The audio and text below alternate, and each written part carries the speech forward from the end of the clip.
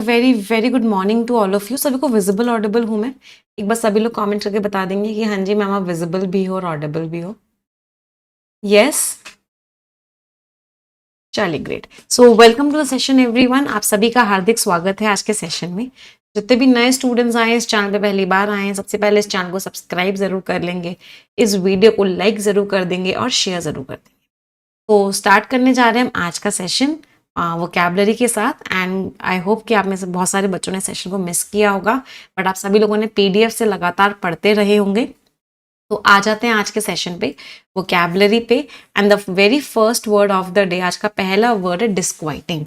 तो कोई भी चीज़ अगर आपको डिस्क्वाइट कर रही है, इसका मतलब आपको परेशान कर रही है। ये देखो V1 प्लस ING है, तो आप इसको एडजेक्टिव की तरह यूज कर सकते हो। तो कोई चीज जो एंजाइटी क्रिएट कर रही है, वरी अनीज आपको परेशान कर रही है, वो चीज कैसी है? डिस्क्वाइटिंग है। परटर्बिंग है, अलार्मिंग है, ओमिनस है, मतलब आपको परेशान कर देने वाली है। एंटोनिम्स, रीअश्योरिंग है, आपको अच्छा फील करा रही है। कंसोलिंग है, आपको अच्छा फील करा रही है। हार्टनिंग है, आपको अच्छा फील करा रही है, आपको कॉन्फिडेंस दे रही है। तो साइंटिस्ट ने एक चिंता करने वाला, चिंताजनक बढ़ोतरी बताई ओशन के टेम्परेचर में। तो ओशन का टेम्परेचर बढ़ता जा रहा है, जो बात बहुत ही चिंताजनक है। बहुत सारे एरियाज में साइंटिस्ट ने इस चीज को रिपोर्ट किया। चलो हम परेशान कर देने वाली चीज की बात कर रहे हैं, तो मुझे परेशान कर देने के कितने सिनोनिम्स बताओगे? मुझे 50 सिनोनिम्स बता दो। 50 वर्ड नंबर ज्यादा लग रहा है, पर चलो लेट्स ट्राई इट। कोशिश करते हैं कि कर पा रहे हैं या नहीं कर पा रहे। तो सभी लोग मुझे कोशिश करेंगे 50 सिनोनिम्स बताने के, अगर आप किसी इंसान को इरिटेट कर रहे हो तो। चलो, इरिटेट कर रहे हो तो क्या कर रहे हो? अनॉय कर रहे हो, बॉदर कर रहे हो, डिस्टर्ब कर रहे हो, इर्क कर रहे हो, परेशान कर रहे हो, है ना? पेस्टर कर रहे हो। पीछे एक और वर्ड था ना, कौन सा था? पेटर्ब कर रहे हो, गॉल कर रहे हो, राइल कर रहे हो, चेफ कर रहे हो, बग कर रहे हो, एग्जास्परेट कर रहे हो, डिस्टर्ब। अच्छा, डिस्टर्ब तो लिख लिया हमने, हाँ डिस्टर्ब बेटा लिख चुके हैं। और कोई वर्ड किसी को याद आ रहा हो? पीव कर रहे हो, बहुत बढ़िया। पीव कर रहे हो, आप उस इंसान को परेशान कर रहे हो। नीडल कर रहे हो, हारस कर रहे हो, परेशान कर रहे हो। वो तो सिर्फ 15 ही हुए, 50 करने हैं भाई, ऐसे कैसे काम चलेगा? इन्फ्यूरिएट कर रहे हो, भड़का रहे हो उसको। इन्फ्लेम कर रहे हो, भड़का रहे हो। प्रवोक कर रहे हो, भड़का रहे हो। इंसेंस कर रहे हो, भड़का रहे हो। ये सारे वर्ड्स भड़काने वाले हैं ना, ये चारों वर्ड्स। भड़का रहे हो उस इंसान को। नेटल कर रहे हो, ड्रैंकल कर रहे हो, रफल कर रहे हो, मीन्स भड़का रहे हो। रोस्ट करना नियर सिनोनिम में कह सकते हैं। रोस्ट कर रहे हो मतलब उसका मजाक उड़ा रहे हो, मतलब उस इंसान को आप अच्छा तो खराब फील करा रहे हो। हाँ, टीज कर रहे हो उस इंसान को। टीज करना इज व्हाट? चिढ़ा रहे हो आप उस इंसान को। उस इंसान को आप इरिटेट कर रहे हो, पोक कर रहे हो उस इंसान को। उस इंसान को इरिटेट कर रहे हो। चलो कितने हो गए? 5 के ये सारे।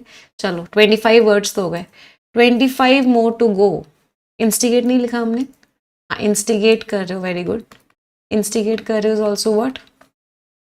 आप उस इंसान को क्या कर रहे हो? भड़का रहे हो, परेशान कर रहे हो। स्टिर अप कर रहे हो। स्टिर अप करना इज ऑल्सो व्हाट?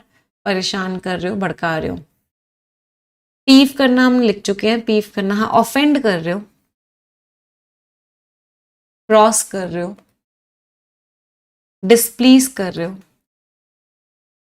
उस इंसान को दर्द दे रहे हो, परेशान कर रहे हो, टॉर्मेंट कर रहे हो। उस इंसान को परेशान कर रहे हो, गुस्सा दिला रहे हो उस इंसान को, एनरेज कर रहे हो, डिस्ट्रेस कर रहे हो, ट्रबल कर रहे हो। उस इंसान को क्या कर रहे हो? परेशान कर रहे हो, गुस्सा दिला रहे हो। और कोई वर्ड? फ्रस्ट्रेट कर रहे हो उस इंसान को, परेशान कर रहे हो। चलो ये सारे वर्ड्स तो परेशान करने के हो गए। 35 हो गए, 15 और। चलो कुछ इडियम्स लिख लेते हैं पहले उस इंसान की। परेशान कर रहे हो अगर आप किसी इंसान को, तो कुछ इडियम्स की बात कर लेते हैं। तो अगर आप किसी इंसान को परेशान कर रहे हो तो आप क्या कर रहे हो, आप उस इंसान के बैक पे चढ़ रहे हो, आप उस इंसान की स्किन पे जाने की, अंदर जाने की कोशिश कर रहे हो, उस इंसान के नर्व्स पे चढ़ रहे हो। तो 3 बॉडी पार्ट्स पे चढ़ने को बोलते हैं परेशान करना। तो पहला क्या हो गया, गेट ऑन समवन्स नर्व्स। फिर स्किन के अंदर जा रहे हो, गेट अंडर समवन्स स्किन।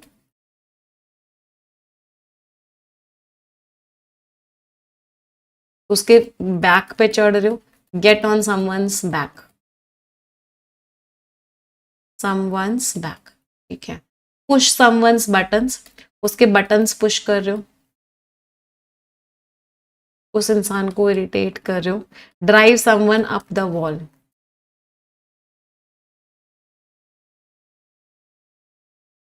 उसको वॉल पे चढ़ा रहे हो, मतलब उसको परेशान कर रहे हो। चलो 15 हो गए, 10 मोर टू गो, 10 और बताने वाले हैं। रब someone the wrong way, very good.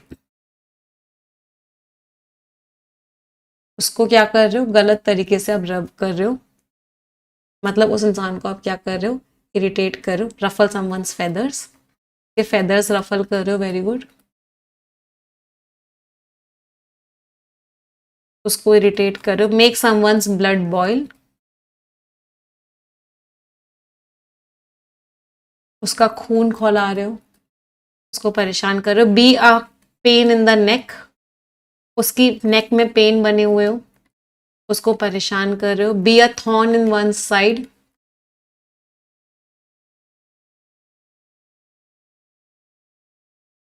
उसका कांटा बने हुए हो, मतलब आप क्या कर रहे हो, उस इंसान को परेशान कर रहे हो।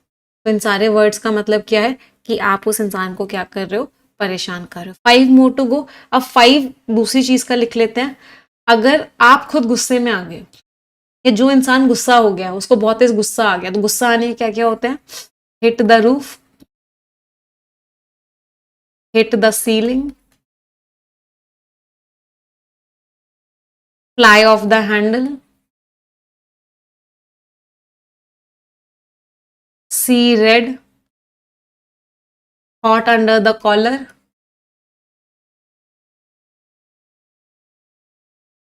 इन सारे शब्दों का मतलब क्या है कि आप क्या हो गए हो, एंग्री हो गए हो। बी एंग्री, आपको क्या हो गया, आपको बहुत बुरी तरीके से गुस्सा आ गया। ब्लो अ फ्यूज, बहुत बुरी तरीके से गुस्सा आ गया। लूज वन स्कूल, बहुत बुरी तरीके से गुस्सा आ गया। तो इन सारे इडियम्स का मतलब क्या है कि आपको गुस्सा आ चुका है। कोई परेशानी किसी को? तो ये सारे वर्ड्स हमने किए गुस्से वाले। अच्छा, यहाँ पे ना डिस्क्वाइटिंग था, तो यहाँ पे ना क्वाइट की स्पेलिंग बहुत ध्यान से देखना। यहाँ से ना बहुत बार एरर डिटेक्शन का क्वेश्चन आपके एग्जामिनेशन में आता है। तो 2 तरह के वर्ड्स होते हैं, एक होता है क्वाइट और एक होता है क्वाइट। ये वाला जो क्वाइट होता है, इसकी एक एडजेक्टिव होता है, इसका मीनिंग होता है शांत हो जाओ, है ना। कीप क्वाइट, बी क्वाइट, शांत हो जाओ नहीं तो मैं वायलेंट हो जाऊंगा, क्वाइट हो जाओ नहीं तो मैं वायलेंट हो जाऊंगा। एक डायलॉग था किसी में। तो क्वाइट में ये वाली स्पेलिंग होती है, ठीक है। एक ये वाला QUITE होता है, ये एक एडवर्ब की तरह यूज किया जाता है। इसका मतलब वेरी के सेंस में भी यूज करते हैं और नॉट वेरी के सेंस में भी यूज करते हैं, मीन्स अच्छा खासा, ठीक है। तो इन दोनों में डिफरेंस हमेशा याद रखना। चलिए वापस आ जाते हैं अगले वाले पे। The next word was repost. Repost का मतलब क्या है, आपने कभी कभी देखा होगा ना, किसी ने कोई बुराई करी तो सामने वाले ने पलट के बड़ा अच्छा सा जवाब दिया, तो उस अच्छे से जवाब को क्या बोलते हैं, रिपोस्ट। पार्ट ऑफ स्पीच क्या होता है इसका, part of speech is noun. तो a quick and clever reply to criticism, तो किसी ने बुराई करी, आपने क्या किया, उसको जवाब दे दिया। रिटॉर्ट, रिटॉर्ट मीन्स रिप्लाई कर दिया। कम बैक कर दिया, आपने अच्छा जवाब दे दिया। रिजॉइंडर मीन्स आपने रिस्पॉन्स दे दिया। तो इन सबका मतलब यह कि आपने रिप्लाई दिया, रिस्पॉन्स दिया। एंटोनिम्स, आप शांत हो गए। सबमिशन, आपने उसकी बात मान ली। एक्सेप्टेंस, आपने उसकी बात मान ली। तो जब उसके कलीग ने उसकी प्रेजेंटेशन का मजाक उड़ाया, तो उसने बहुत ही बढ़िया जवाब दिया जिससे हर कोई इंप्रेस हो गया। तो रिपोस्ट का मतलब क्या कि आपने क्या किया, यू आंसर्ड बैक, आपने वापस से जवाब दिया। रिजॉइंडर वर्ड बहुत बार एग्जाम में आता है। रिजॉइंडर का मतलब क्या होता है, आपका response, your response of something. अच्छा, एक्सेप्टेंस का भी एक वर्ड होता है वेरी इंपॉर्टेंट, इसकी स्पेलिंग भी बहुत बार एग्जामिनेशन में आती है, एक बार इसकी स्पेलिंग देखना। स्पेलिंग को याद कैसे करोगे वो बताऊंगी। AC, फिर क्वाइट होता है ना, तो मतलब मान लो आपने शांति से एक्सेप्ट कर लिया, तो क्वाइट की स्पेलिंग क्या थी, QUIET था ना, बस टी हटा दो, तो क्वाइ, और फिर सेंस, SCENCE। तो एक्विसेंस शब्द का मतलब क्या होता है कि आपने उसकी बात मान ली शांत होके, आपने कोई जवाब नहीं दिया, आपने उसकी बात मान ली, दैट इज एक्विसेंस। तो AC, क्वाइट वाला क्वाइट, और sense, very important word, spelling बहुत अच्छे से याद रखना। चलिए अगले वर्ड पे आते हैं। The next word is फ्लैग्रेंट। फ्लैग्रेंट का मतलब क्या है, कोई चीज मतलब एकदम खुले में कोई बहुत ही गंदा काम कर रहा है, बहुत ही घिनौना काम कर रहा है, उसको बोलते हैं फ्लैग्रेंट। Part of speech adjective, means बहुत ही घिनौना, बहुत ही गंदा काम ओपन में किया गया, bold and shameless, shockingly obvious and offensive, गलत काम किया जा रहा है। एग्रेगियस, बहुत ही गंदा काम। Brazen, bold and shameless. Outrageous, आप बहुत ही गंदा काम कर रहे हो। ब्लेटेंट भी बोलते हैं, बहुत ही बोल्ड एंड शेमलेस काम कर रहे हो, गंदा काम कर रहे हो। ग्लेयरिंग, बहुत ही बोल्ड एंड शेमलेस, गंदा काम। एंटोनिम सटल है, हल्का सा है, क्लियर नहीं है। इनकॉन्स्पिकुअस है, क्लियर नहीं है। इन दोनों का मतलब क्या होता है, नॉट ऑब्वियस। कोई चीज कैसी है, क्लियर नहीं है, ऑब्वियस नहीं है। इनोक्यूस का मतलब होता है हार्मलेस है, कोई नुकसान नहीं है उसका। तो इन्वेस्टिगेशन ने एक्सपोज किया कि कितनी गंदी तरीके से रूल्स रेगुलेशंस तोड़े जा रहे थे बहुत सारी फैक्ट्रीज के द्वारा। तो बहुत सारी फैक्ट्रीज क्या कर रही थी, रूल्स रेगुलेशंस तोड़ रही थी, और वो चीज़ इन्वेस्टिगेशन में सामने। अच्छा, कोई चीज़ अगर ओपनली होती है तो उसके लिए एक बड़ा प्यारा ईडियम यूज करते हैं, the idiom is in broad daylight. तो इन ब्रॉड डे लाइट का मतलब क्या होता है कि वो चीज़ क्या हो रही है, ओपनली हो रही है, पब्लिकली हो रही है, खुल्लम खुल्ले में हो रही है, that is what in broad daylight. अगले वर्ड पे आते हैं, the next word is vociferous. सबसे पहले तो देखो लास्ट में OUS लग रहा है, इसका मतलब पार्ट ऑफ स्पीच क्या हो गया, right, part of speech is adjective. Vociferous कौन होता है, जो बहुत तेज तेज चिल्ला चिल्ला के अपनी बातें बोलते हैं, ऐसे इंसान को बोलते हैं वॉसिफेरस। बहुत तेज तेज तेज तेज तेज तेज चिल्ला के अपनी बात। अच्छा, कोई इंसान बहुत तेज तेज चिल्लाता है तो उसके लिए बड़ा प्यारा ईडियम यूज करते हैं, and that is what at top of one's lungs. वो बहुत तेज तेज चिल्ला रहा है, मतलब इतनी तेज चिल्ला रहा है कि अपने लंग्स का एकदम टॉप पे, मतलब बहुत तेज चिल्ला रहा है, मीन्स बहुत लाउड है वॉइस। अच्छा, यहाँ से ग्रामर का क्वेश्चन भी आता है बहुत बड़ा एग्जामिनेशन में। कोई मुझे लाउड और अलाउड के बीच में डिफरेंस बता सकता है? लाउड का मतलब क्या होता है, तेज, या स्पीक लाउडली, तुम क्या करो, बहुत तेज बोलो, तो आप क्या बोलोगे, लाउड। तो लाउड का मतलब क्या होता है कि वॉइस ज्यादा है, मीन्स आप बोल सकते हैं इंटेंसिटी जो है, intensity of sound is high, मतलब आवाज बहुत तेज है तो उसको क्या बोलते हैं, लाउड। अच्छा, अलाउड का मतलब क्या होता है, अलाउड का मतलब होता है कि आप इतना बोल रहे हो कि सामने वाले को सुनाई दे कम से कम, means speak as if it is audible, इतना तेज बोलो कि सिर्फ सुनाई दे। तो लाउड मीन्स बहुत तेज, और अलाउड मीन्स ऑडिबल है बस। तो ये एक एडजेक्टिव होता है, इसको आप एक एडवर्ब की तरह यूज करते। तो अगर ऐसा लिखा हुआ हो स्पीक लाउड, तो ये गलत है। यहाँ से एरर का क्वेश्चन कैसा आएगा, स्पीक लाउड अगर लिखा हुआ है तो वो क्या है, गलत है। क्यों स्पीक लाउड गलत है, स्पीक एक वर्ब है, वर्ब के बारे में जो वर्ड बताता है वो एडवर्ब होता है। वर्ब के बारे में बताने वाला शब्द क्या होता है, एडवर्ब होता है। तो या तो इसको स्पीक लाउडली करो, या फिर इसको अलाउड करो। क्लियर सभी को? तो स्पीक लाउडली या स्पीक अलाउड। तो अलाउड मीन्स इतना कि सुनाई दे, और लाउड मीन्स बहुत तेज। चलिए आ जाते हैं वॉसिफेरस पे। तो वॉसिफेरस मीन्स आप बहुत चिल्ला चिल्ला के अपनी बातें कर रहे हो, तो ऐसा इंसान क्या होता है, वॉसिफेरस। लाउड है, बहुत तेज तेज बोल रहा है। बॉइस्ट्रस है, बहुत तेज तेज बोल रहा है। स्टूडेंट का मतलब क्या होता है, स्टूडेंट का मतलब होता है उसकी आवाज बहुत हार्श है, लाउड है, बहुत ऐसे तीखी सी आवाज है, कानों को चुभ रही है। और क्या बोल सकते हैं, कोई चीज बहुत तेजी से आवाज कर रही है, क्लैमरस है। क्लैमरस मीन्स बहुत तेजी से आवाज कर रही है। रॉकस है, बहुत तेजी से आवाज आ रही है। एंटोनिम्स क्वाइट हो, साइलेंट हो, म्यूट हो, एकदम शांत हो, हश्ड हो। हश्ड का मतलब भी क्या होता है, एकदम शांत। तो इतना तेज चिल्ला रहा था वो भीड़, और वो क्या डिमांड कर रही थी कि तुरंत की तुरंत एक्शन ले अथॉरिटीज। तो इतनी तेज तेज चिल्लाने वाली भीड़ एक ही डिमांड कर रही थी कि अथॉरिटीज को तुरंत की तुरंत एक्शन लेना चाहिए।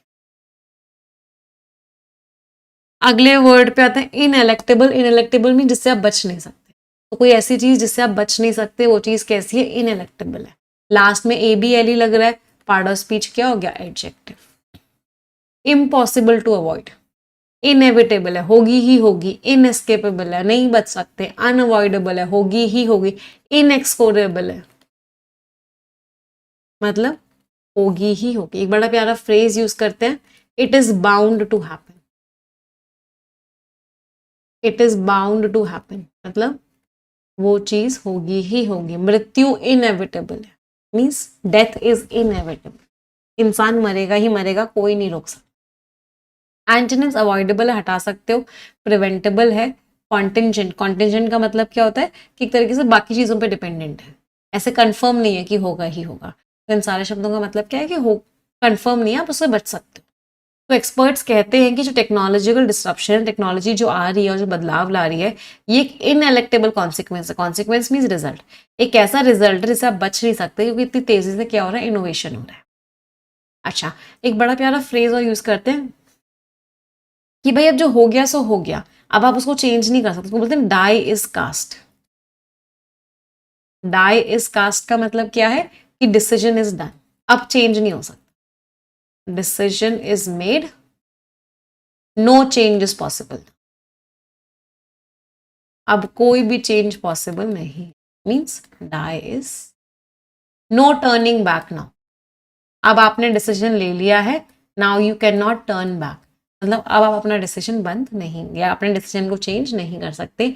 आपका डिसीजन कैसा हो चुका है? आपका डिसीजन एक इनएक्सोरेबल हो चुका है, now you can not change it. अगले वर्ड पे आते हैं। The next word in is incapacitation. सबसे पहले तो देखो लास्ट में ION लग रहा है, पार्ट ऑफ स्पीच क्या हो गया? Part of speech is noun. Incapacitation का मतलब क्या होता है कि वो इंसान अब अच्छे से काम नहीं कर पा रहा है, उसकी जो कैपेसिटी है वो इन मीन्स खराब हो चुकी है, मतलब उस इंसान के अंदर किसी ना किसी तरह की कोई डिसेबिलिटी आ चुकी है। The state of being unable to function normal, वो अच्छे से काम नहीं कर पा रहा है, डिसेबिलिटी आ गई है, इम्पेयरमेंट आ गया है, डिबिलिटेशन प्रॉब्लम आ गई है, इन्फॉर्मिटी आ गई है, मतलब वो इंसान क्या हो चुका है? कहीं ना कहीं किसी तरीके से कमजोर हो चुका है। एंटोनिम्स एबिलिटी है, एकदम फिट है वो इंसान, एकदम केपेबल है, सब कुछ कर सकता है, उसके अंदर अलग ही एनर्जी है। विगर, विगर शब्द का मीनिंग क्या होता है? स्ट्रेंथ। उस इंसान के अंदर अच्छी स्ट्रेंथ है, विगर है। तो एक्सीडेंट की वजह से टेम्पररी इनकैपेसिटेशन हो गया, थोड़ा टाइम के लिए वो हाँ डिसेबल्ड हो गया, जिसकी वजह से वो बहुत महीनों तक काम नहीं कर पाया। क्यों? क्योंकि एक्सीडेंट। अगले वर्ड पे आते हैं रैमशैकल। रैमशैकल का मतलब क्या है कि वो चीज अब बहुत ही बुरी खराब हो चुकी है। रैमशैकल है मतलब बहुत ही गंदी तरीके से बना दी गई है, या डिलैपिडेटेड कमजोर हो चुकी है, या फिर वो कभी भी गिर जाएगी। रैमशैकल। पार्ट ऑफ स्पीच, इसको आप एडजेक्टिव की तरह यूज कर लेते हो। डिलैपिडेटेड है, डेक्रिपिट है, डिरेलिक्ट है, सारे शब्दों का मीनिंग क्या है कि वो चीज क्या हो चुकी है? वो चीज अब बुरी तरीके से खराब हो चुकी है, अब वो चीज अपने उतने परफेक्ट सिचुएशन में नहीं है जितनी वो अच्छी सिचुएशन में थी। मतलब अगर साधारण शब्दों में बोलूं तो अब उसकी सिचुएशन क्या हो चुकी है? बहुत ही ज्यादा खराब हो चुकी है। वो चीज कैसी है? बहुत ही खराब सिचुएशन में है, इन बैड सिचुएशन। एंटोनिम्स अभी भी स्टर्डी, अभी भी स्ट्रांग है, रोबस्ट है, स्ट्रांग है, वेल मेंटेन्ड है, बहुत अच्छे से मेंटेन्ड है, बहुत स्ट्रांग है अभी भी। तो विलेजर्स ने बोला कि हटा दिया जाए उस खराब कंडीशन वाले ब्रिज का मॉनसून सीजन से पहले। तो मॉनसून सीजन आए उससे पहले ही आप उस खराब ब्रिज को रिप्लेस कर दो, उसकी जगह कुछ और लगा दो, क्योंकि वो विलेज तो क्या है? डिलैपिडेटेड है, बहुत ही खराब सिचुएशन में आ चुका है। कोई दिक्कत? चलो इसी बात पे हमने डिलैपिडेटेड वर्ड किया, कोई चीज खराब सिचुएशन में। मुझे वीक के सिनोनिम्स बता दो। कितने सिनोनिम्स बताओगे मुझे वीक के? चलो 30 सिनोनिम्स बता दो। कोई इंसान अगर वीक है तो पहले F वाले सारे वर्ड्स। फीबल है, फ्रेल है। अच्छा, फ्रेजाइल का मतलब होता है आसानी से टूट जाएगी वो चीज, जैसे fragile items inside. Fragile means बहुत आसानी से टूट जाएगी, ठीक है। और क्या बोल सकते हैं, डेलिकेट है, फ्लिम्सी, फ्लिम्सी मीन्स बहुत कमजोर है, टेनुअस बहुत ही कमजोर है, इनफर्म कमजोर है, वॉबली बहुत कमजोरी है, ठीक है। इसके दूसरे तरह के इडियम्स सिनोनिम्स लिखते हैं। कोई इंसान बहुत डरपोक है, तो डरपोक क्या को वो क्या बोलते हो, मीक है, और क्या बोलते हो, डिफिडेंट है, कॉय है, शाई है, मतलब शर्मीला सा है, बैशफुल है, टिमिड है, डरपोक इज टिमिड, टिमरस इज ऑल्सो डरपोक, येलो बेलीड है, डरपोक है, चिकन हार्टेड है, डरपोक है, और क्या बोलते हैं, पुसिलैनिमस है। इन सारे शब्दों का मतलब क्या है कि वो इंसान कैसा है, वो इंसान बहुत ही ज्यादा डरपोक है, ठीक है। उस इंसान को कमजोर बनाया गया है, कमजोर अगर बनाया गया तो क्या बोलते हैं, एनफीबल्ड है, इसका मतलब है कमजोर बना दिया गया है, क्रिपल्ड है, कमजोर बना दिया गया है, डिबिलिटेटेड है, कमजोर बना दिया गया है, डेक्रिपिट है, कमजोर है वो इंसान, ठीक है। वो थकावट की वजह से कमजोर पड़ गया है, कोई इंसान अगर थकावट की वजह से कमजोर पड़ गया है तो उसको क्या बोलते हैं, बहुत थका हुआ है, तो एग्जॉस्टेड है, टायर्ड है, फटीग्ड है, एनर्वेटेड है, वोन आउट है। इनका मतलब क्या है, बहुत ज्यादा थका हुआ है, इसकी वजह से वो कमजोर है। तो उसके अंदर पावर ही नहीं है, अगर इस वजह से कमजोर है तो वो इम्पोर्टेंट है, क्या है, पावरलेस है, इनइफेक्चुअल है, कोई इफेक्ट ही नहीं है उसका, बहुत ही कमजोर है, हाँ, इनइफेक्टिव है, मतलब बहुत ही ज्यादा कमजोर है, इनकेपेबल है। इन सारे शब्दों का मतलब क्या है कि उसके अंदर कोई पावर ही नहीं है। कितने हो गए, 1 2 3 4 5 6 7 8 9 10, 1 2 3 4 5 6 7 8 9 10, 1 2 3 4 5 6 7 8 9 10, 1 2 3 33 हो गए। तो इन सब का मतलब क्या होगा कि वो इंसान कैसा है, बहुत ही ज्यादा कमजोर। जितने भी हमने वर्ड्स लिखे हैं, सारे वर्ड्स का पार्ट ऑफ स्पीच क्या है, all of these words are adjectives, सारे के सारे वर्ड्स एडजेक्टिव।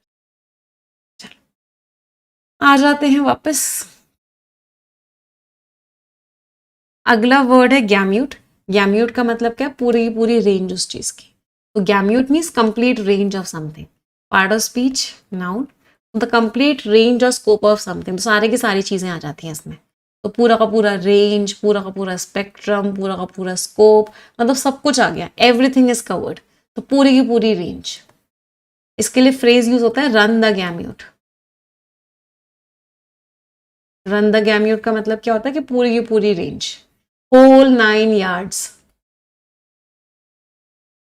ये तो बहुत बार एग्जाम में है, इस पर जितने डबल स्टार मार्क करने कर लो। होल यार 9 यार्ड्स मीन्स सब कुछ आ गया, एवरीथिंग इज कवर्ड, कुछ भी नहीं बचा, मीन्स एवरीथिंग इज कवर्ड, सब कुछ कवर हो चुका है, कुछ भी नहीं बचा, from A to Z, A to Z सब आ चुका है, ए टू जेड बोलते हैं ना, ए टू जेड सब कुछ आ चुका है, कुछ भी नहीं बचा। एंटोनिम्स लिमिटेशन है, चीजें बची हुई हैं, रेस्ट्रिक्शन है, नैरोनेस है, कुछ कुछ हिस्सा ही लिया है। तो वर्कशॉप में सब कुछ था, एंटायर रेंज थी डिजिटल मार्केटिंग टेक्निक्स की, एसईओ से लेकर सोशल मीडिया एडवर्टाइजिंग तक, सब कुछ कवर हो गया था उस वर्कशॉप में, एवरीथिंग वाज कवर। अच्छा, किसी चीज की सब कुछ आ गया मतलब उसकी अच्छी खासी वैरायटी है। यहाँ से ना स्पेलिंग वाला क्वेश्चन बहुत बार आता है, वैरायटी की स्पेलिंग में बहुत बच्चे गड़बड़ करते हैं। तो वैरायटी की स्पेलिंग में याद रखना आई ई होता है, इट इज नॉट ई आई। ये आई ई और ई आई वाले बहुत कंफ्यूजिंग होते हैं और बहुत बार एग्जामिनेशन में आते हैं। तो वैरायटी में आई ई होता है, रिसीव में ई आई होता है, रिसिप्ट में भी ई आई होता है। तो ई आई और आई ई कहाँ कहाँ होता है, इस चीज को लेकर आप हमेशा बहुत केयरफुल रहना। ये वाले एग्जामिनर के फेवरेट वर्ड होता है, बिलीव में आई ई होता है, डिसीव में EI होता है।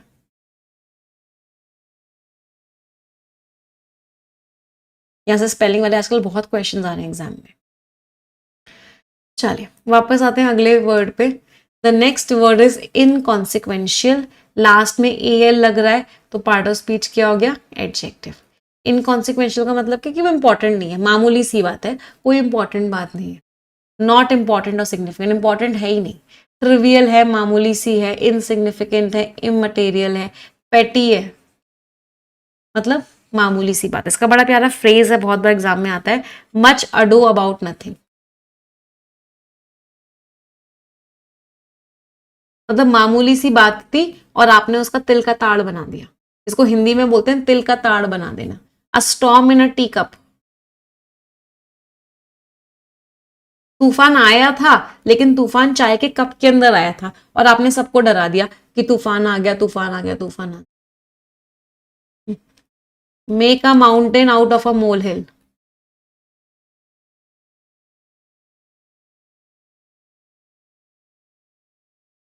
मतलब तिल का ताड़ बना दिया, कुछ था ही नहीं, कुछ भी नहीं था, स्मॉल पोटैटोज थे।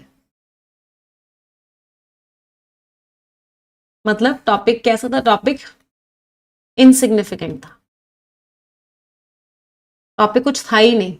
इन तीनों में आपने तिल का ताड़ बना दिया तो उसका मतलब सिर्फ इनसिग्निफिकेंट। तो छोटी सी बात को आपने इतना बड़ा चढ़ा के कर दिया, कोई उसकी वैल्यू थी ही नहीं। वो चीज बहुत ही कैसी थी? इनसिग्निफिकेंट थी, ट्रिवियल सा मामला था, पैटी सा मामला था, मामूली सी बात थी। एंटोनिम्स, मोमेंटस, भाई बहुत इंपॉर्टेंट बात थी, कॉन्सिक्वेंशियल बात थी, बहुत ही पिवटल बात थी, बहुत इंपॉर्टेंट बात थी भाई, बहुत क्रूशियल बात थी, उसके बिना काम ही नहीं चल सकता, इनडिस्पेंसेबल थी वो चीज, बहुत इंपॉर्टेंट थी। तो वो चीज जो बिल्कुल अनइम्पॉर्टेंट सी पॉलिसी का बदलाव लग रही थी, उसने बाद में बदल दिया पूरे के पूरे मार्केट स्ट्रक्चर। तो स्टार्टिंग में लग रहा था कुछ भी नहीं था, लेकिन उसने पूरा का पूरा ट्रांसफॉर्म कर दिया, मीन्स चेंज कर दिया पूरे मार्केट स्ट्रक्चर को। इतनी इंपॉर्टेंट हो गई वो चीज। अगले वर्ड पे आते हैं। The next word is एनिमस। एनिमस का मतलब क्या होता है? दुश्मनी में, तेरा दुश्मन, दुश्मन तो मेरा। हाँ, एनिमस। पार्ट ऑफ स्पीच नाउन है। स्ट्रॉन्ग हॉस्टिलिटी और इलविल, बहुत दुश्मनी है, हॉस्टिलिटी है, नफरत है, एंटागोनिज्म है, रिसेंटमेंट है, एनिमोसिटी है, एनमिटी है, बेलिजरेंस है, बेलिकोसिटी है। मीन्स इन सारे शब्दों का मतलब क्या? दुश्मनी है। एंटोनिम्स फ्रेंडशिप है, फ्रेंडशिप का बड़ा प्यारा वर्ड होता है एमिटी है, गुडविल है, अफेक्शन है, मतलब बहुत ज्यादा क्या है? बहुत ज्यादा प्यार है। तो इतने साल गुजर गए फिर भी अच्छी खासी दुश्मनी है दोनों फैमिलीज के बीच में। दोनों फैमिलीज के बीच में क्या है? बहुत ज्यादा दुश्मनी है। इतने दिन निकल गए फिर भी कुछ नहीं हो रहा। चलो, अगर दो फैमिलीज के बीच में दुश्मनी होती है तो आप क्या बोलते हो? एट डैजर्स ड्रॉन, मीन्स तलवारें खिंची हुई हैं। क्रॉस स्वर्ड्स, दुश्मनी चल रही है। लॉक हॉर्न्स, बहुत बड़ी बुरी दुश्मनी है। बैड ब्लड, क्या है? दुश्मनी है। इसका मतलब लड़ने मरने के लिए तैयार है, बहुत बुरी तरीके से लड़ने मरने के लिए तैयार है। एकदम क्या हो चुकी है? एकदम चीजें खराब हो चुकी है। समझ आई वोकैबुलरी सभी को? यस और नो माय चैंपियंस? मैम इसी चीज को तो मिस कर रहे थे इतने दिनों से। चलिए आ जाते हैं आज की स्टोरी पे, बट उससे पहले मैं रिक्वेस्ट करूंगी, 5,000 से ज्यादा बच्चे सेशन देख रहे हैं। जितने लोगों ने सेशन को अभी तक लाइक नहीं किया, एक बार तुरंत की तुरंत लाइक कर देंगे। Everyone will like the session. The legacy of a teacher, आज की कहानी है टीचर के ऊपर। क्या बात है? आर्यन जो है रिच बनना चाहते थे, सक्सेसफुल बनना चाहते थे। उन्होंने बहुत मेहनत करी और बहुत कुछ अचीव भी किया, लेकिन कहीं ना कहीं कुछ मिसिंग था। और ये जो फीलिंग थी ना, वो उनको बहुत परेशान कर रही थी। जैसे जैसे वर्ड आएगा ना, आप सभी लोग तेज तेज बोलेंगे उसका मीनिंग। डिस्क्वाइटिंग का मीनिंग क्या था? परेशान कर देने वाली। तो फीलिंग उनको बहुत परेशान कर रही थी और वो बहुत बार सोचते थे कि ये जिंदगी का मकसद क्या है।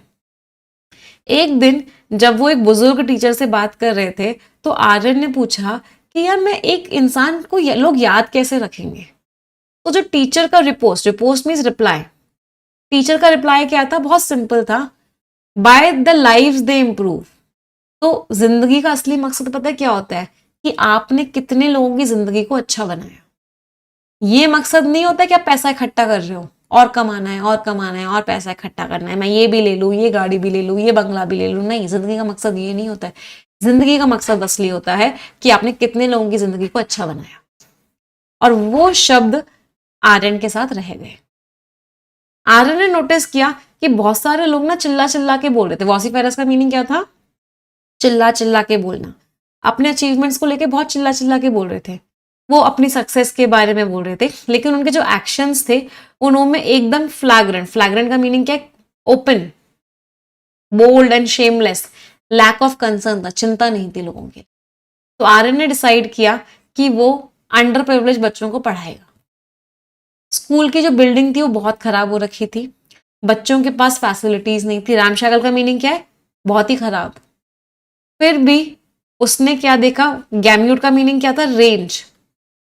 उसने पूरी की पूरी रेंज देखी सपनों की उनकी आंखों में, कि बच्चों के अंदर बहुत बड़े बड़े सपने थे। कुछ लोग डॉक्टर बनना चाहते थे, कुछ टीचर्स, और कुछ एंटरप्रेन्योर्स बनना चाहते थे, बिजनेसमैन बनना चाहते थे। जर्नी आसान नहीं थी, प्रॉब्लम्स इनएक्टिबल, इनएक्टिबल मींस अनअवॉइडेबल, प्रॉब्लम्स तो आनी ही आनी थी। फिर ऐसे भी दिन थे जब उसको बहुत थकावट होती थी, ऐसा लगता था कि मेंटल इनकेपेसिटेशन मींस कमजोरी आ गई है। फिर भी आर्यन लगातार लगा रहा, क्योंकि उसको एक पर्पस मिल गया था अपनी जिंदगी में कि मुझे लोगों की लाइफ अच्छी करनी। साल गुजरे, बहुत सारे बच्चे सक्सेसफुल हो गए। अब वो देखता है तो आर्यन रियलाइज करता है कि जो अवार्ड्स जिनके पीछे वो भाग रहा था उन लोग कोई इंपॉर्टेंट नहीं थे, वो अवार्ड्स इंपॉर्टेंट नहीं थे। वॉट ट्रूली मैटर्ड वॉज, कौन सी चीज मैटर कर रही थी, कि उसने जो डिफरेंस क्रिएट किया लोगों की जिंदगियों में। इवन द एनिमस, एक बार जो उसको दुश्मनी फील होती थी ना, एनिमस का मीनिंग क्या था, हॉस्टिलिटी, अपने कॉम्पिटिटर्स की तरफ, वो भी खत्म हो गई, क्योंकि वो कंपेयर ही नहीं कर रहा बाकी लोगों को दूसरों से, कंपैरिजन ही खत्म हो चुका था। इन दी एंड आर्यन समझ गया कि पर्पस ये नहीं होता है कि आप इस दुनिया से क्या लेते हो, पर्पस होता है कि आप अपने पीछे इस दुनिया में क्या छोड़ के जाते हो लोगों के। तो इतनी प्यारी स्टोरी थी कि मीनिंगफुल लेगेसी, आपकी लेगेसी, आपकी विरासत कब क्रिएट होती है, जब आपकी सक्सेस दूसरों को भी मदद करती है सक्सेसफुल बनने में। तो जिंदगी का मकसद यही है कि लोगों की लाइफ को अच्छा बनाओ, लोगों को सक्सेसफुल बनने में आप हेल्प करो। That is your true worth, वही आपकी ट्रू वर्थ है, और कुछ और कोई चीज आपकी वर्थ नहीं है। This is your true worth. मजा आया स्टोरी पढ़ के? तो ये स्टोरी देने का मकसद क्या था आज आपको, the reason was quite simple, कि I want all of you to be very good human beings. आप सभी लोग बहुत अच्छे लोग बने, बहुत अच्छे ह्यूमन बींग्स बने, जितने लोगों की हेल्प कर सके, सक्सेसफुल, आप सक्सेसफुल बन जाए पहली चीज तो वो, और उसके बाद जितने लोगों की आप हेल्प कर सके, जितने लोगों को सक्सेसफुल बनाने में आपका योगदान रहे, उतना आप कर सके। तो I am trying to make all of you successful. मेरी कोशिश है कि मैं आप सबको सक्सेसफुल बना दूं, और फिर आपकी कोशिश होनी चाहिए कि आप भी बहुत सारे लोगों को सक्सेसफुल बना सकें, गुड ह्यूमन बींग्स बना सकें, और ये चेन चलती रहे, जिससे कि जो दुनिया है it becomes a better place to live in. चलिए, वोकैबुलरी सभी लोग पढ़ेंगे, ये पीडीएफ आपको शेयर हो जाएगा यस ऑफिसर एप्लीकेशन पे। आ जाते हैं वन वर्ड सब्स्टिट्यूट्स पे। पहला वर्ड क्या है, द फर्स्ट वर्ड इज हैल्यूसिनेशन। हैल्यूसिनेशन का मतलब क्या, जो चीजें नहीं है वो भी आपको दिख रही है, उसको बोलते हैं हैल्यूसिनेशन हो रहा है। पिंक एलिफेंट्स भी बोलते हैं, पिंक एलिफेंट होते नहीं है ना, बट अगर आपको पिंक एलिफेंट दिख रहे हैं, इसका मतलब आपको क्या हो रहा है, आपको हैल्यूसिनेशन हो रहा है। Next word is innuendo. Innuendo का मतलब क्या है, कि आप किसी को इनडायरेक्टली कुछ बोल रहे हो और उसकी कुछ बुराई कर रहे हो। इन्वेंडो मीन्स डायरेक्ट नहीं बोल रहे हो, इनडायरेक्ट बोल रहे हो, और वो जनरली नेगेटिव ही होता है। तो इन्वेंडो मीन्स कोई नेगेटिव रिमार्क जो कि इनडायरेक्ट है। Next word is knack. Knack के मीन्स आपके अंदर वो स्किल है उस काम को करने की, एक टैलेंट है आपके अंदर उस काम को करने का, means you have a knack for it. She has a knack for solving difficult puzzles, मतलब उसके अंदर वो टैलेंट है। नेमेसिस का मतलब क्या है? नेमेसिस मीन्स, इसका देखो दो मतलब होते हैं।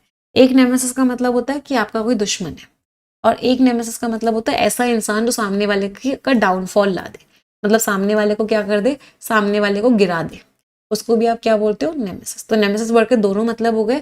पहला तो हो गया कि आपका कोई बहुत ही स्ट्रांग दुश्मन है, और दूसरा मतलब क्या हो गया? डाउनफॉल लाने वाला एजेंट। फ्रेजल वर्ब से वर्कआउट का मतलब सॉल्व करना होता है। आई होप आप लोग अपनी प्रॉब्लम सॉल्व कर लोगे, मतलब आप अपनी प्रॉब्लम्स को क्या कर लोगे? वर्कआउट कर लोगे। दूसरा मतलब वर्कआउट करने का क्या होता है? जिम जाना और वर्कआउट करना, एक्सरसाइज करना। आजकल तुम वर्कआउट कर रहे हो या नहीं कर रहे हो? आजकल तुम एक्सरसाइज कर रहे हो या नहीं कर रहे हो? राइट डाउन इज रिकॉर्ड करना, लिख लो भाई, राइट डाउन कर लो, तो बहुत ईजी था। या कौन बहुत बार एग्जाम में आया है, डबल स्टार मार्क करेंगे। या कौन का मतलब होता है लगातार बोले जा रहे हो, बोले जा रहे हो, बोले जा रहे हो और रुक ही नहीं रहे हो, और सामने वाले को बहुत इरिटेट कर रहे हो, उसको बोलते हैं या कौन करना। इसको रैम्बल करना भी बोलते हैं। यू आर रैम्बलिंग मीन्स लगातार लगातार बोले पे बोले जा रहे हो, रुकने का नाम नहीं ले रहे। राइट अप मीन्स एक रिपोर्ट प्रिपेयर करना। तो ऐसा होता है, तुमने अपना राइट अप दे दिया मीन्स एक रिपोर्ट आपने प्रिपेयर करके दे दी या नहीं दी। तो write up is what? Prepare a report. आ जाते हैं इडियम्स एंड फ्रेजेस पे। आज के हम इडियम्स करने वाले हैं घमंड के। तो पहला है प्राइड बिफोर अ फॉल। मतलब जब बहुत ज्यादा घमंडी हो जाता है ना कोई इंसान, तो उसके अंदर फॉल, मतलब उसकी लाइफ में गिरावट आनी शुरू हो जाती है, मतलब उसका डाउनफॉल होना शुरू हो जाता है। प्राइड बिफोर अ फॉल, तो डाउनफॉल से पहले एरोगेंस, घमंड होता है। तो घमंड आपको हमेशा गिरा देता है। तो कभी भी जिंदगी में घमंड मत करना, किसी भी चीज का घमंड मत करना। Have an inflated opinion of one self, अपने बारे में बहुत ऊंचा सोचते हो, आप बहुत घमंडी हो, आपको लगता है कि आप ही सब कुछ हो, तो आप अपने बारे में बहुत ऊंचा सोचते हो, means you have an inflated opinion of yourself. Jumping on the bandwagon, जो सब कर रहे थे वो आपने भी करना स्टार्ट कर दिया। तो everyone was doing something, आप भी वही चीज कर रहे हो, means you jumped on the bandwagon. तो आपने एक पॉपुलर एक्टिविटी इसलिए अडॉप्ट करी क्योंकि आपको भी लगना था इंपॉर्टेंट। अभी जब जेमिनाई आया था तो बहुत सारे लोगों ने अपनी चैट जीपीटी या जेमिनाई से फोटोज बना बना के डाली थी। तो ये they jumped on the bandwagon. On a power trip, मतलब आपको लगता है कि मैं ही सबको कंट्रोल करूं, मैं ही सबसे ज्यादा पावरफुल बन जाऊं, आप बाकी लोगों को डोमिनेट करना चाहते हो, कंट्रोल करना चाहते हो। Act like you own the place, आप ऐसे ऐसा बिहेव करो जैसे कि आप ही का सब कुछ है, मतलब आप इतना घमंडी हो रहे हो कि आप ही के पास सब कुछ है। You are acting like you own the place means you are being very arrogant, आप बहुत एरोगेंट, बहुत घमंडी हो। समझ आई? ये स्टोरी आप सभी लोग पीडीएफ से पढ़ेंगे, पीडीएफ आपको यस ऑफिसर एप्लीकेशन पर शेयर हो जाएगा। आ जाते हैं आज के आर्टिकल पे। तैयार हैं सभी लोग? एक रिक्वेस्ट करूंगी, लगभग 6000 बच्चे सेशन को देख रहे हैं, जितने लोगों ने सेशन अभी तक लाइक नहीं किया है एक बार तुरंत की तुरंत लाइक कर देंगे। Everyone will like the session. अच्छा, एक सभी को पता है ना, हम I am coming to Prayagraj, तो पूरी यस ऑफिसर की टीम प्रयागराज आ रही है। I hope everybody knows it. तो इस सैटरडे को, this Saturday, that is 27th of June, 10 AM, मैं आप सभी लोगों से मिलने वाली हूँ प्रयागराज में एएमए कन्वेंशन में। आपका मीटअप है, तो मैं तो बहुत एक्साइटेड हूँ, एंड आई होप आप सभी लोग भी बहुत एक्साइटेड हैं मिलने के लिए। तो मिलते हैं प्रयागराज में 27 जून को। कितने लोग आ रहे हैं मुझे थम्स अप दे देंगे कमेंट सेक्शन में। विकसित एंड सुरक्षित, विकसित मीन्स डेवलप्ड, सुरक्षित मीन्स सिक्योर्ड। तो डेवलप्ड है और सिक्योर्ड है। लखनऊ में जो आग लगी, हम उसके बारे में बात करेंगे। चलिए, तो सबसे पहले आप पढ़ेंगे, फिर हम समझाएंगे। Read everyone.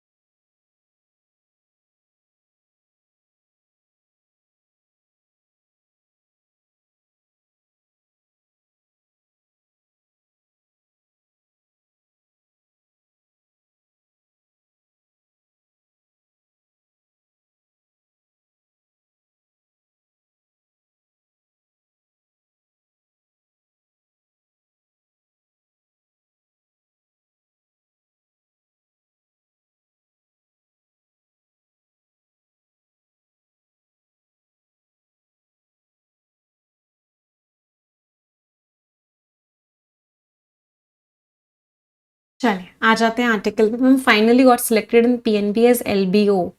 Thank you ma'am for your support and guidance. चलो congratulations Deepak Kumar, very very happy for you बेटा, God bless you. The Lucknow fire, Lucknow में जो आग लगी जिसने 15 लोगों को मार दिया, इसमें ज्यादातर स्टूडेंट्स थे एंड इंजर्ड 5 अदर्स, और 5 लोग जख्मी हो गए। कैप्चर्स, ये जो फायर है बताती है बोथ द प्रॉमिस कि क्या क्या वादे कर रहा है और क्या क्या पेरल्स हैं। पेरल्स मीन्स खतरे हैं।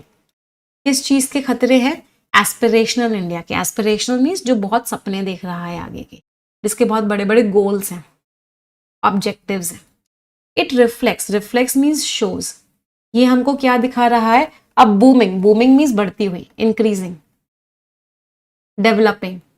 तो एजुकेशन इकोनॉमी बढ़ती जा रही है, एजुकेशन की सर्विसेज बढ़ती जा रही है, बिल्ट अराउंड, और ये किसके चारों ओर बनी हुई है? Growing services sector.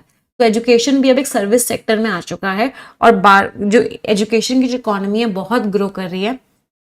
But also the, लेकिन साथ के साथ क्या है?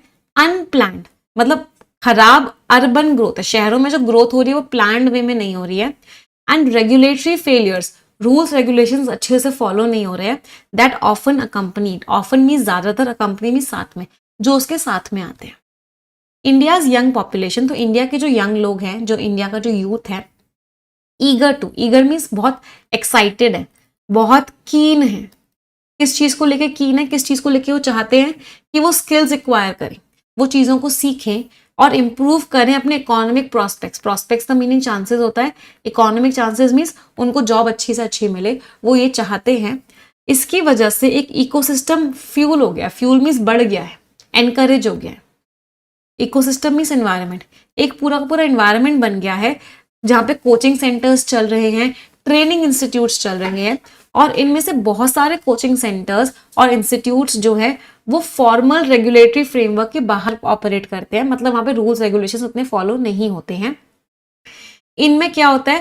कैपिटल इन्वेस्टमेंट तो कम होता है, पैसा तो लोग कम लगाते हैं अपने कोचिंग सेंटर में, उसके अंदर रूल्स रेगुलेशंस फॉलो नहीं करते हैं, और प्रॉफिट बहुत ज्यादा जनरेट करते हैं।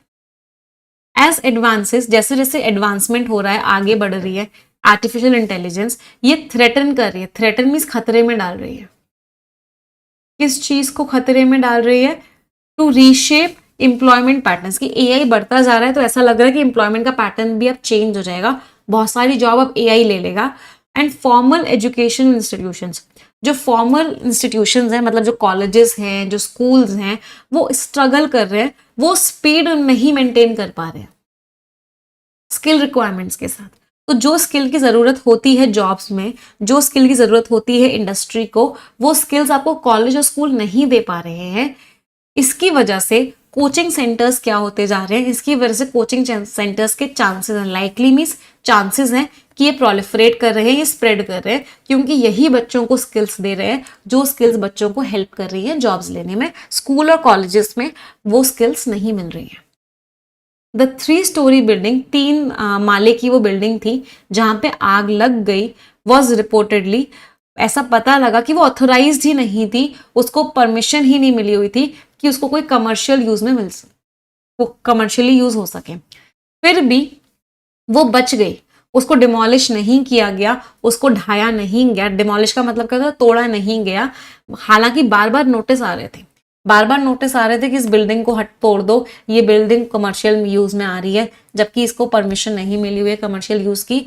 उसके बावजूद भी बिल्डिंग को डिमोलिश नहीं किया गया। बिल्डिंग में अच्छे से सिक्योरिटी चीजें नहीं थी, फायर सिक्योरिटी नहीं थी, फायर सेफ्टी नहीं थी, कुछ भी नहीं था, और उस बिल्डिंग में आग लग गई और 15 बच्चों की डेथ हो गई। Can you imagine? Mostly students, 15 में ज्यादातर बच्चे ही थे, और ये चीज हो गई। तो ये चीज बहुत ही बताती है कि क्या क्या खतरे हैं एक डेवलपिंग इंडिया के। अगला पैराग्राफ पढ़ेंगे सभी लोग।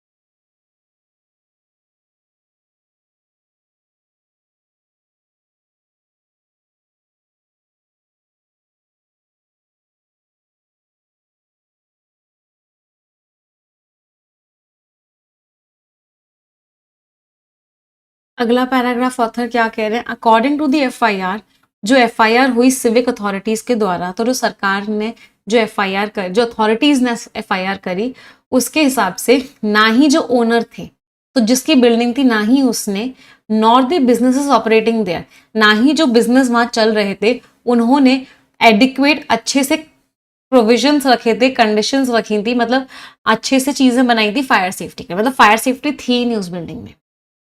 सच वायलेशंस मीन रूल्स का तोड़ना, तो ऐसे रूल्स को तोड़ा जाता है, और ये चीज इंडिया में, पूरे इंडिया में बहुत कॉमन है, रूल्स फॉलो नहीं होते हैं जहां पे, और जो कमर्शियल, जहां पे बिजनेस चल रहे हैं, या एजुकेशनल इस्टेब्लिशमेंट्स हैं, education establishments mean coaching centres वगैरह जितने भी हैं, इनको बहुत ही ना के बराबर रिस्पेक्ट है।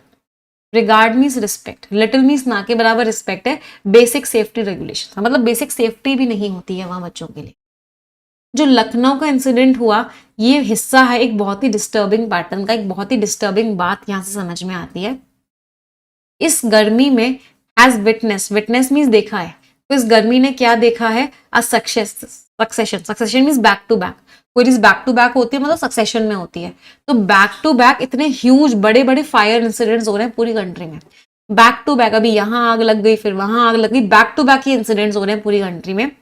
पब्लिक अटेंशन, पब्लिक अटेंशन किस पे चली जाती है, लोगों का ध्यान किस पे चला जाता है, फोकस करता है एडमिनिस्ट्रेटिव नेग्लिजेंस, कि एडमिनिस्ट्रेशन ने अच्छे से काम नहीं किया, and official explanation frequently and, और जितने भी ऑफिशियल एक्सप्लेनेशन सरकार की तरफ से एक्सप्लेनेशन आता है, वो क्या आता है कि वहां पे इलेक्ट्रिकल फायर लग गई, इलेक्ट्रिकल शॉर्ट सर्किट हो गया, इसकी वजह से आग लग गई।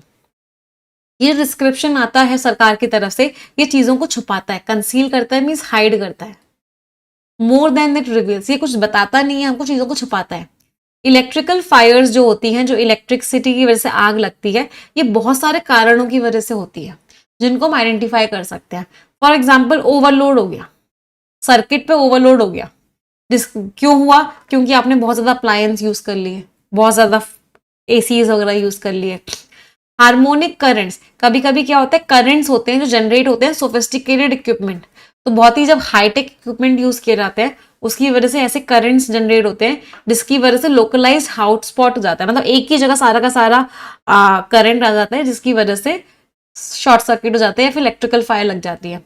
पुअर क्वालिटी वायरिंग, आपकी वायरिंग अच्छी नहीं थी, and the absence of arc fault protection device, तो कुछ कुछ डिवाइसेस होती हैं जो बहुत ज्यादा ओवरलोड हो रहा है, कुछ भी हो रहा हो तो कट कर देती है, तो वो डिवाइसेस ही नहीं थी। तो ऑथर ने बोला कि भाई ये सारी चीजों की वजह से इलेक्ट्रिकल फायर्स हो जाती हैं। सरकार कह रही थी इलेक्ट्रिकल फायर्स हो गए, पहले बताओ तो एग्जैक्ट रीजन क्या था, वो रीजन नहीं पता लगता है हमें कि वो आग क्यों लगी थी। चलो नेक्स्ट पैराग्राफ पढ़ेंगे सभी लोग।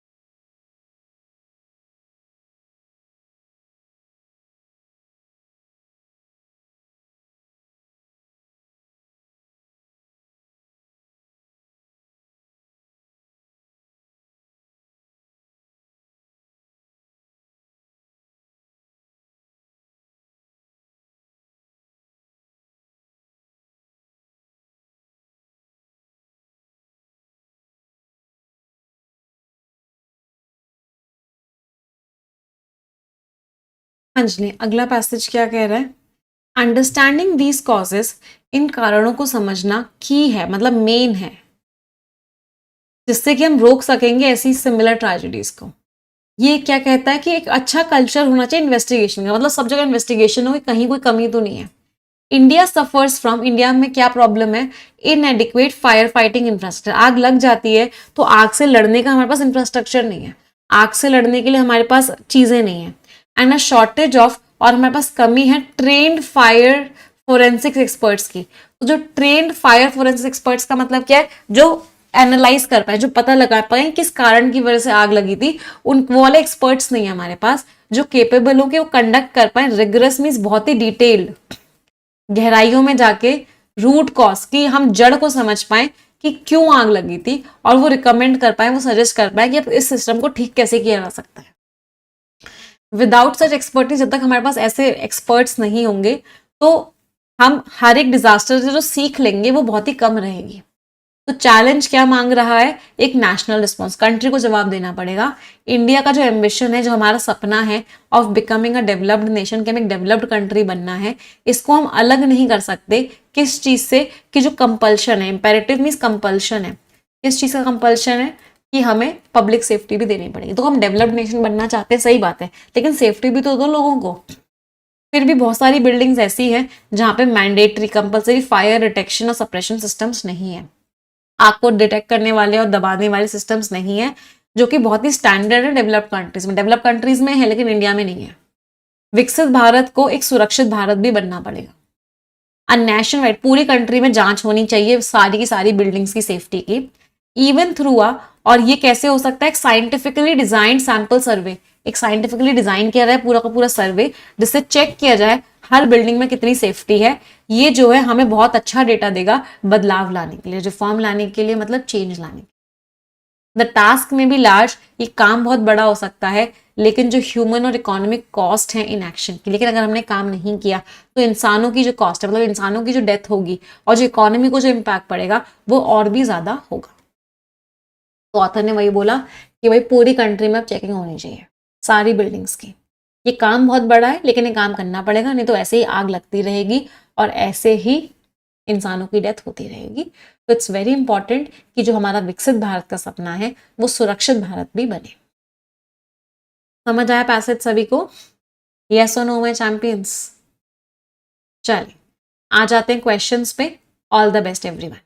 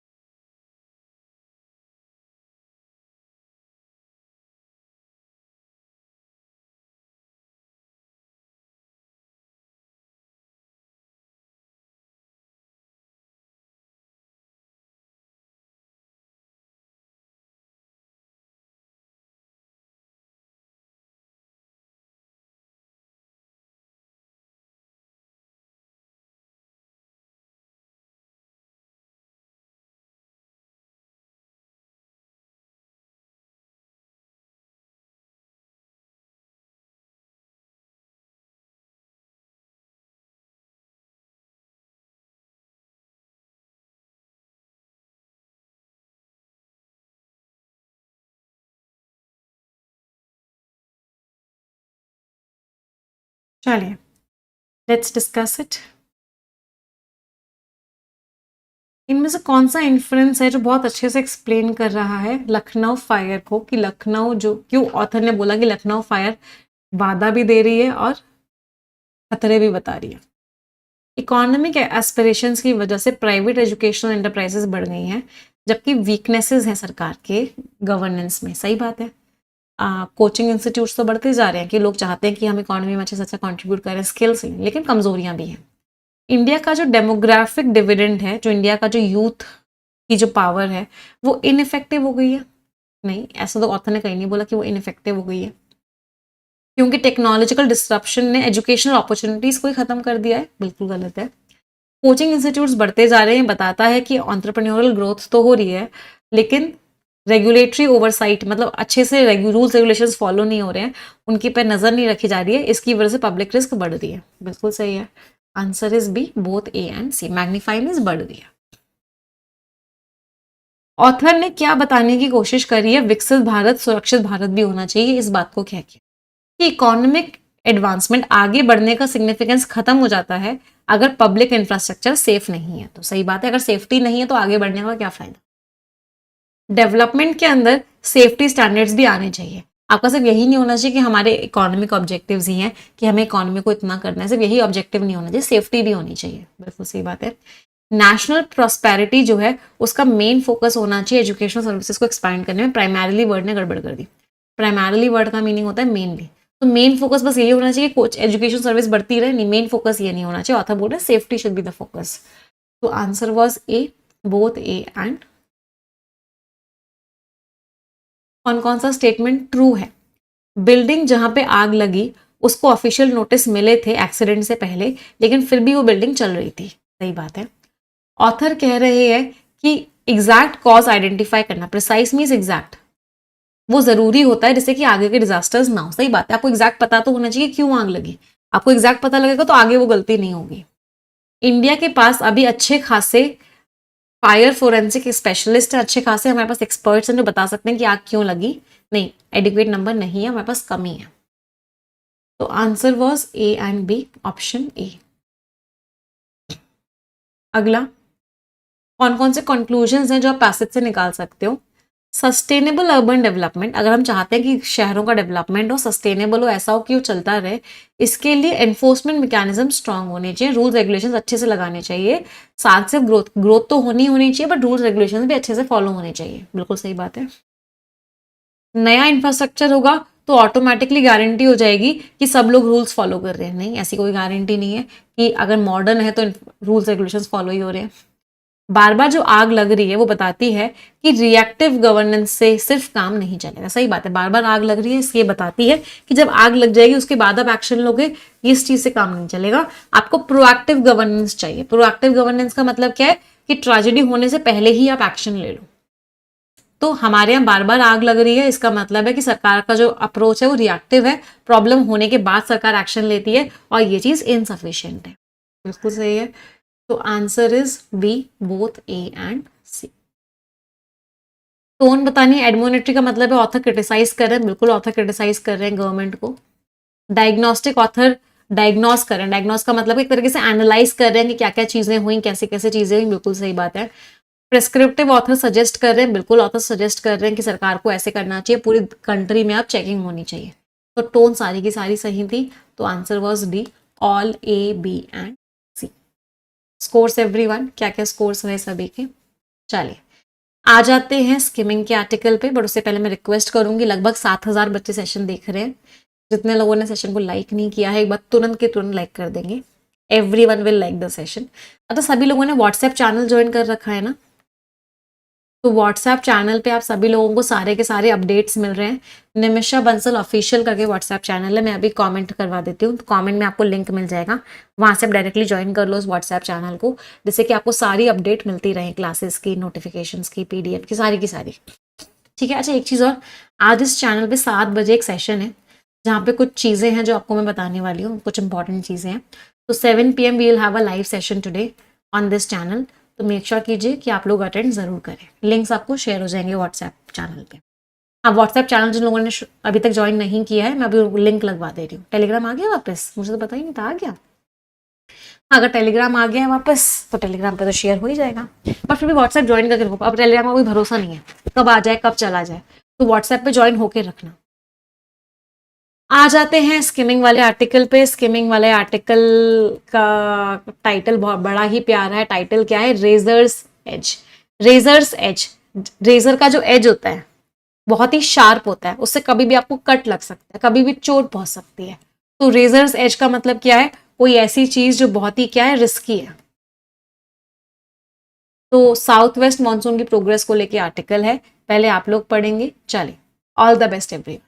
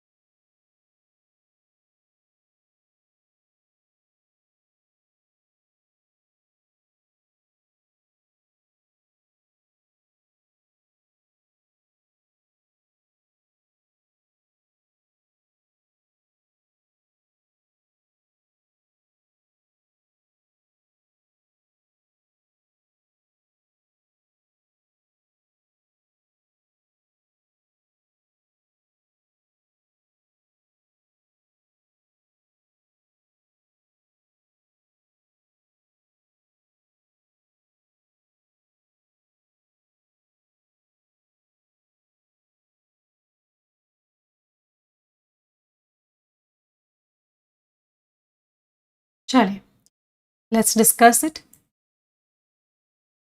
साउथ वेस्ट मानसून का जो डेफिसिट है, मतलब जो कमी है इस बार, वो बढ़ गई है, 35 से 43% हो गई है। विंड जो आगे बढ़ रही थी वो रुक गई मुंबई के पास, और जो यूएस का ये है और जो आईएमडी है उन्होंने बोला है कि इस बार एल नीनो थोड़ा सा मॉडरेट टू स्ट्रांग होने वाला है। एल नीनो क्या करता है, एयर के मूवमेंट को रोक देता है, और पैसिफिक भी वार्म होता जा रहा है, वो भी विंड्स को कमजोर बना रहा है। ये भी एक अनफेवरेबल फेज है और इससे काम नहीं चलेगा। तो नॉर्थ वेस्ट इंडिया को इस बार ज्यादा बारिश मिली है, लेकिन सेंट्रल इंडिया और नॉर्थ ईस्ट में अभी भी कमी है बारिश की। ये जो बारिश है ये जुलाई और अगस्त में आ जाती है। हो सकता है मानसून इस बार रिकवर करे और सीजन को थोड़ा सा बचा ले। रिजर्वर स्टोरेज अभी इतना है हमारे पास, पिछले बारे में इतना था, तो चिंता वाली बात है ऐसी तो कोई है नहीं अभी। लेकिन फिर भी एग्रीकल्चर पे जो इम्पैक्ट पड़ेगा वो चिंताजनक है। एग्रीकल्चर मिनिस्ट्री ने इतनी सारी डिस्ट्रिक्ट्स को प्रायोरिटाइज किया है। बहुत ज़्यादा गर्मी हो रही है, इसकी वजह से फार्म पे लेबर लोग काम नहीं कर पा रहे हैं।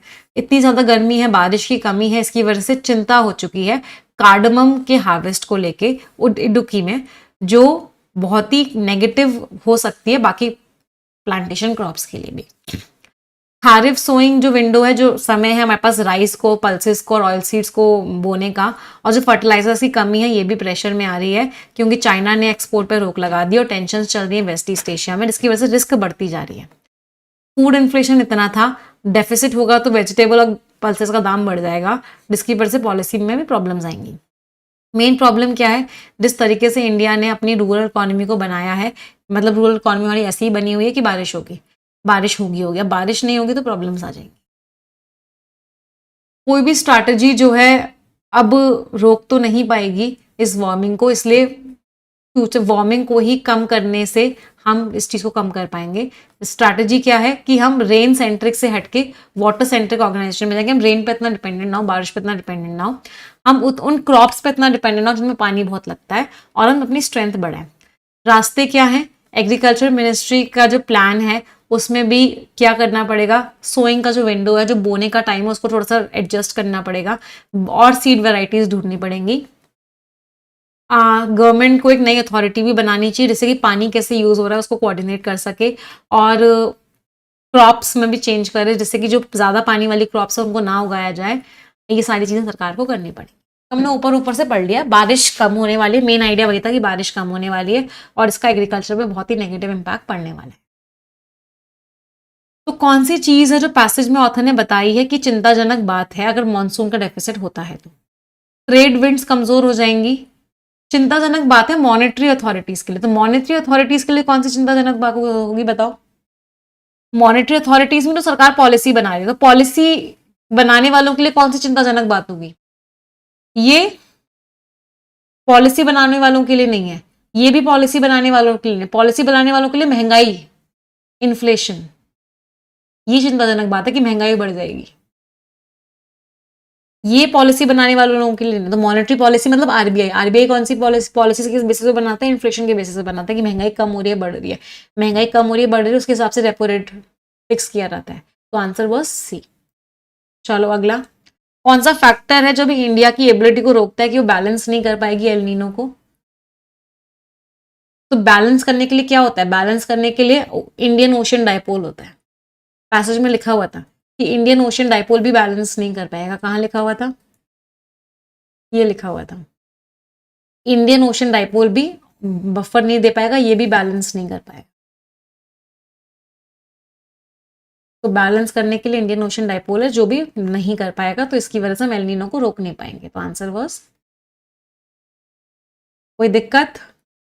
चलिए थोड़ी सी पार्सिंग कर ले, थोड़ी सी ग्रामर और पार्सिंग करेंगे। अब मुझे कुछ कुछ कॉम्बिनेशन, कुछ कुछ आंसर्स देंगे ग्रामर के।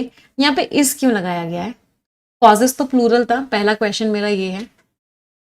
दूसरा क्वेश्चन मेरा ये है, रिमेन वर्ब का सब्जेक्ट बता देना मुझे।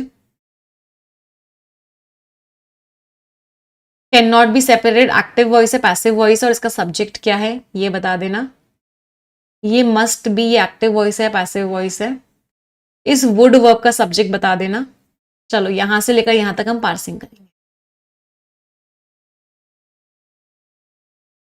इस कॉजेस का नहीं है, अंडरस्टैंडिंग का है। कॉजेस इंपॉर्टेंट नहीं है, कॉजेस को समझना इंपॉर्टेंट है।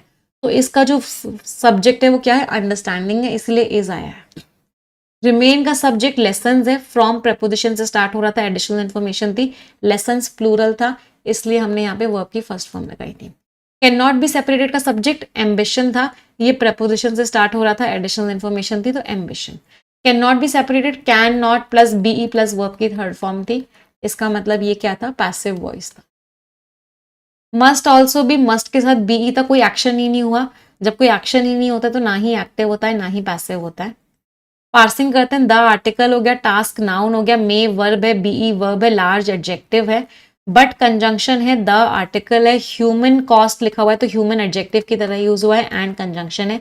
इकोनॉमिक भी एडजेक्टिव है, कॉस्ट नाउन है, ऑफ प्रेपोजिशन है, इनएक्शन नाउन है, आर वर्ब है, ग्रेटर एडजेक्टिव है, और एडजेक्टिव के बारे में जो वर्ड बताता है फार, वो एडवर्ब है।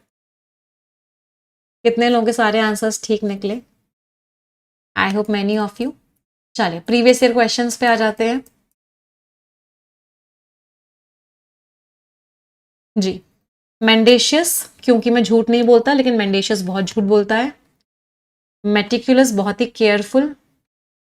एजोटेरिक, बहुत ही कॉम्प्लिकेटेड। अल्ट्रुइस्टिक, जो इंसान बहुत बढ़िया हो, दूसरों के बारे में सोचता हो। बेलिजरेंट, जो लड़ाकू हो। B E D C and A, सारे प्रीवियस ईयर क्वेश्चन। चलो प्रीवियस ईयर इडियम्स पे आ जाते हैं। लेट स्लीपिंग डॉग्स लाई, मतलब जो हो रहा है उसको पड़े रहने दो, लड़ाई मत स्टार्ट करो, लड़ाई को अवॉइड करो। कीप टैब्स ऑन, नजर रखना। टेक द हाई रोड, बहुत मॉरल वैल्यूज हैं आपके अंदर, बहुत सही, बहुत मॉरली आप एक्ट कर रहे हो। Put one's card on the table, आपके पास जो है आपने सबको बता दिया, रिवील कर दिया। गेट ऑफ द हुक, बच गए आप। तो B A D E and C. Scores everyone. 10 शब्द हैं, इनमें से 3 वर्ड्स का मीनिंग सभी लोग कमेंट्स में लिखेंगे। आप सभी की जिम्मेदारी है कि आप कम से कम 3 वर्ड्स का मीनिंग कमेंट्स में लिखेंगे ही लिखेंगे। जो रिस्पॉन्सिबिलिटी है, और हर बच्चा अपनी जिम्मेदारी पूरी करेगा। जो जो बच्चे अपनी जिम्मेदारी पूरी करेंगे उनमें से एक बच्चे को हम success no more an illusion book भी गिफ्ट करेंगे, जो कि एक बहुत ही प्यारी मोटिवेशनल बुक है। तो मेक श्योर करो कि सभी लोग कम से कम 3 वर्ड्स का मीनिंग कॉमेंट्स में लिखें। Everyone has to write them, हर बच्चे को कम से कम 3 वर्ड्स का मीनिंग कॉमेंट्स में लिखना ही लिखना है। It is your responsibility. ठीक है, प्रयागराज 27 जून हम आ रहे हैं 10 AM AMA convention centre Prayagraj. कोई डाउट, कोई क्वेरी होगी, आप हमें इस नंबर पे कॉल कर सकते हो। इस वीडियो के डिस्क्रिप्शन में एक फॉर्म भी है, वो फॉर्म फिल कर देना, जो भी बच्चे प्रयागराज मुझसे मिलने आने वाले। ठीक है, हाँ अब बात कर लेते हैं जितने लोगों ने प्रोफेशन बैच को अभी तक ज्वाइन नहीं किया है, वो आज के आज हर हालत में प्रोफेशन बैच ज्वाइन कर लेंगे। आज प्रोफेशन में 2 घंटे की क्लास होने वाली, कल भी लगभग 2 घंटे की क्लास हुई थी, आज भी 2 घंटे की ही क्लास है आपके परफेक्शन बैच में, जहां पे हम एक पूरा का पूरा mixed questions, reading comprehension, para jumble, cloze test, सारे के सारे मिक्स्ड पैटर्न्स करने वाले हैं। तो अगर आप बच्चों एग्जाम्स की तैयारी कर रहे हो, आप चाहते हो आपकी इंग्लिश स्ट्रांग हो, आज क्या प्रोफेशन बैच ज्वाइन कर लो, एक आदत बना लो, 1 घंटा परफेक्शन और 1 घंटा परफेक्शन होगा एडिटोरियल करने की। अगर आप 2 घंटे अपनी इंग्लिश को रोज दे दोगे तो इंग्लिश ऑटोमेटिकली आपकी बहुत स्ट्रांग हो जाएगी। कोड आपका NB60 है, 60% का आपको डिस्काउंट मिल जाएगा सिर्फ 1399 रुपीज में। दैट मीन्स 120 रुपीज से पर मंथ से आपको कम का पड़ेगा, और इसमें आपको मेरी सारी की सारी क्लासेस मिल। अगर अभी भी तैयारी स्टार्ट नहीं की है तो स्टार्टेड नाउ। यहाँ से स्कैन करके आप डायरेक्टली सब्सक्रिप्शन भी ले सकते, तो आप कंप्लीट सब्सक्रिप्शन ले लो, कोड आपका सफलता लगेगा, आपको मैक्सिमम डिस्काउंट भी मिल जाएगा। ठीक है, ये टेलीग्राम चैनल है, इनको ज्वाइन कर लो, यहाँ सारी PDF, सारी मैगजीन्स मिल जाएंगी। नोट्स का लिंक आपके कमेंट सेक्शन में आ चुका है, वहां से आप नोट्स डाउनलोड कर लेना आज के। कोई डाउट, कोई क्वेरी होती है, आप हमें इस नंबर पर व्हाट्सएप करके पूछ सकते हो, या इस वीडियो के डिस्क्रिप्शन में एक फॉर्म है, आप उस फॉर्म को फिल करोगे, टीम आपको कॉल करेगी, आपके सारे डाउट्स एंड क्वेरीज का आंसर देगी। बट मेक श्योर करो क्लासेस में रेगुलरली आओ, एक एक सेशन आपके लिए बहुत इंपॉर्टेंट है। लाखों बच्चे क्लासेस में आ रहे हैं, अगर आप नहीं आ रहे हो तो आप कहीं ना कहीं उनसे बहुत पीछे रह जाओगे। अगर सिलेक्शन लेना है, इसी साल लेना है, और इंग्लिश को बहुत स्ट्रांग बनाना है, तो एडिटोरियल और परफेक्शन को तो एक आदत बना लो। चलिए, तो आज का सेशन यही एंड करते हैं। Thank you everyone, bye bye, take care, stay blessed, tata. मिलेंगे अब हम परफेक्शन की क्लास में 11 बजे। Thank you every